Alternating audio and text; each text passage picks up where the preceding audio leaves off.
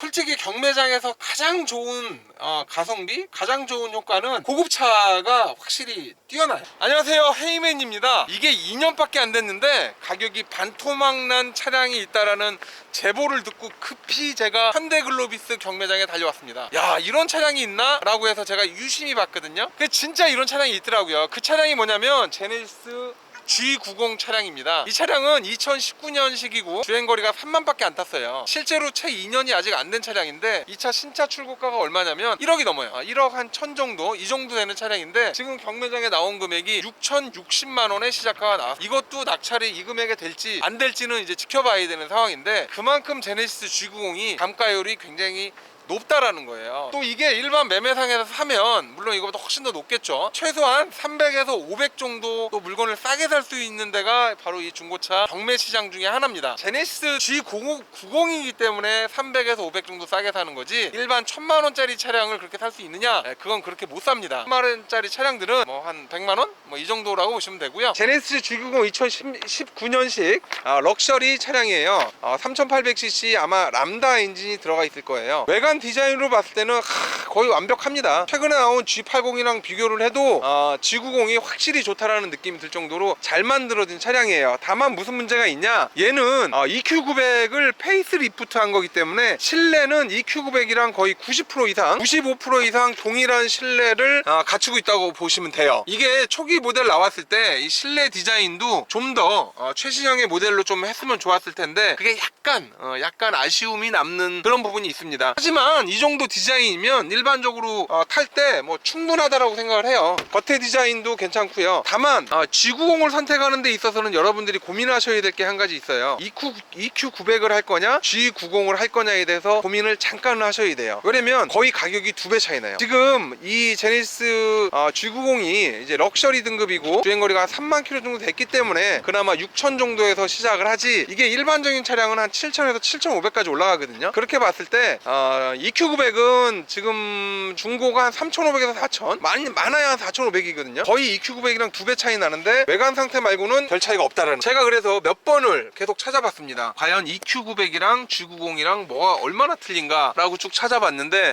별로 달라진 게 없습니다. 이 뭐 거의 국산차에서는 끝판왕이라고 보시면 돼요. 웬만한 옵션은 거의 다 들어가 있고요. 외제 대형 세단이랑 경쟁을 하기 위해서 갖가지 다양한 옵션들이 들어가 있습니다. 뒷문짝 같은 경우에도 뒷문짝이 굉장히 커요. 굉장히 길고 처음에 롱바디인가 뭐 리무진 버전인가 이런 느낌이 들 정도로 굉장히 큽니다. 뒷좌석도 들어가 보면 럭셔리 모델 정도 되는데도 웬만한 옵션은 전부 다 들어가 있고요.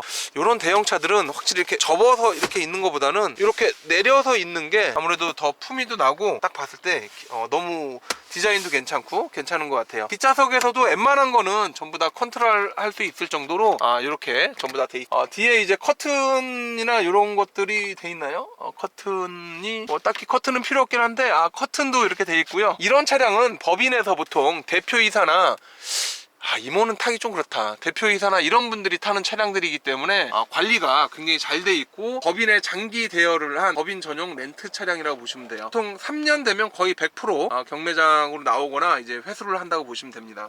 현대가 아무래도 제네시스 차량을 미는 이유가 있습니다. 보시는 것처럼 마크가 정말 마음에 들어요. 이번에 새로 나온 기아 마크도 괜찮지만 제네시스 이 브랜드에 사용한 이 마크나 디자인 역시도 굉장히 좋습니다. 초기 디자인 같은 경우는 얘가 약간 뚱뚱해가지고 바보 같았는데 지금은 굉장히 날렵하고 멋스러워요.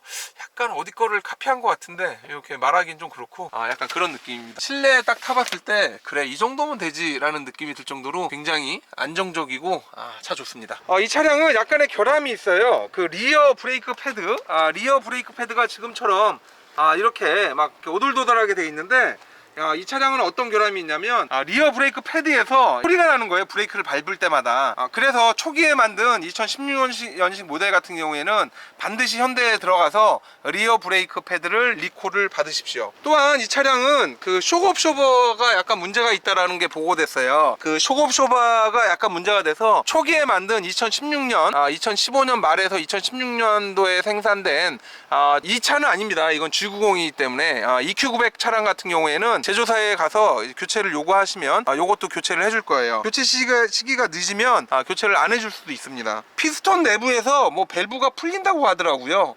이거 좀 잘 좀 만들지 이렇게 만들었는지 모르겠어요. EQ900 차량이나 이제 G90을 구입하실 때 여러분들이 이제 어느 정도 시기가 지나고 자꾸 제가 구입을 하라고 드리는 말씀이, 초기에는 이제 분량이 되게 많아요. 이 차량은 G90이기 때문에 해당 사항은 없지만 EQ900 2016년도에 생산된 차량 같은 경우에는 서머스탯 쪽에 약간 문제가 생겨서 통신이 안 돼서 계기판에 점등이 되는 경우가 있습니다. 이거 역시도 결함이고요. 2016년도에 생산된 모든 차량이 전부 다 리콜 대상이에요. 한 7,000대 정도 되는데 콜 시기를 또 늦거나 그러면 나중에 리콜을 안 해줄 수도 있으니까 EQ900 보실 때는 항상 이 부분을 염두를 해두셔야 될 것 같아요.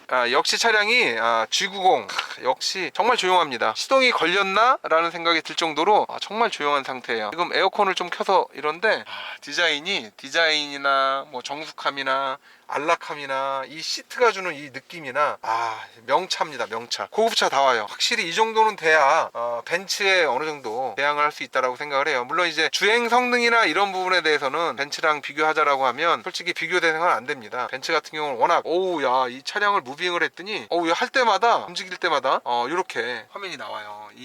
고급차랑 명차랑은 확실히 틀리네요. 차량이 고급차다 보니까 이 디스플레이나 이런 부분에 신경을 굉장히 많이 쓰고 이런 부분 작동이나 이런 것도 굉장히 잘 돼 있네요. 역시 제네시스의 감성답게 아날로그 시계를 여기 이렇게 넣어놨고요. 솔직히 경매장에서 가장 좋은 가성비, 가장 좋은 효과는 고급차가 확실히 뛰어나요. 그래서 제가 그전 영상에서 뭐 이런 차량 하나 경매장에 사면 최소한 뭐 300을 벌었네, 500을 벌었네 이렇게 얘기를 하는데 실제로 그 정도 벌고요.